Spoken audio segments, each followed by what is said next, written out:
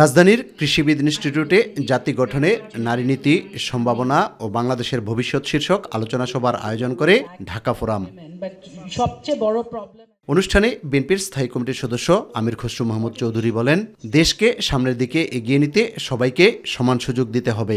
Level playing field করার উদ্দেশ্য হচ্ছে কি, সকলের বাংলাদেশের শুধু রাজনীতিতে না, অর্থনীতিতে তাদের জীবনযাপনে সমান অংশীজন যাতে হতে পারে, তারা যাতে বাংলাদেশের রাষ্ট্রের উন্নয়নে কর্মকাণ্ডে তারা অংশগ্রহণ করতে পারে।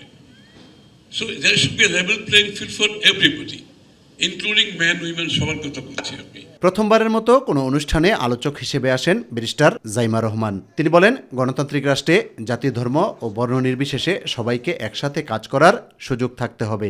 আমাদের আদর্শ আলাদা, অভিজ্ঞতা আলাদা, দৃষ্টিভঙ্গিও আলাদা, কিন্তু তারপরেও আমরা একসাথে বসেছি, আলোচনা করছি, কারণ আমরা সবাই দেশের জন্য, দেশের মানুষের জন্য ভাবছি।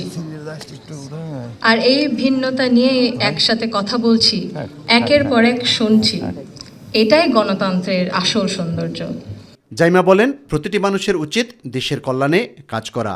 আমি এমন কেউ নয় যার কাছে সব প্রশ্নের উত্তর আছে বা সব সমস্যার সমাধান জানা আছে। তবু আমি বিশ্বাস করি, নিজের ছোট্ট জায়গা থেকেও সমাজের জন্য, দেশের জন্য কিছু করার আন্তরিকতা আমাদের সবার মধ্যে থাকা উচিত। আজ আমি এসেছি শুধু শুনতে, শিখতে এবং একসাথে কাজ করার মনোভাব নিয়ে এগিয়ে যেতে। মানুষের উন্নয়নে বেগম খালেদা জিয়ার মডেল বিশ্বের অন্য দেশে অনুসরণ করার কথাও উল্লেখ করেন সাবেক প্রধানমন্ত্রীর নাতনি ব্যারিস্টার জাইমা রহমান। একটি নার্স ছিলেন নাইজেরিয়া থেকে। উনি যে এত কিছু করেছেন মেয়েদের শিক্ষার জন্য, specially primary education, food for education, class for education, এগুলো আমাদের সরকার ওই 35-30 বছর আগে দেখে ইমপ্লিমেন্ট করেছিল।